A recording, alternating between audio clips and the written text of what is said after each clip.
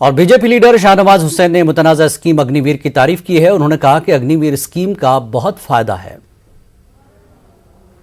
अग्निवीर में तो बड़ा फायदा है, उसमें तो कहीं हम तो कल गए थे, आपका कैमरा भी मौजूद था।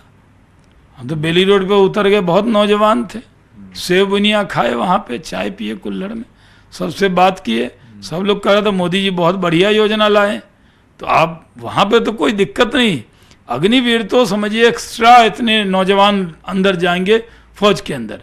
हमारी फौज की आयु जो है वो युवा हो जाएगी और सेना में भी जाएंगे। कोई भरम नहीं है, सेना की नौकरी घटने वाली नहीं है और बढ़ेगी।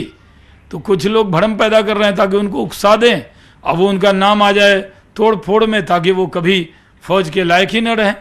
तो इसलिए आरजेडी के और विपक्ष के चाल में नहीं आना नौजवानों को। मैं बड़े भाई के नाते उनको कह रहा हूँ, एकदम विश्वास कीजिए, मोदी जी के दिल में बसते हैं युवा और मोदी जी उनके लिए काम करते हैं।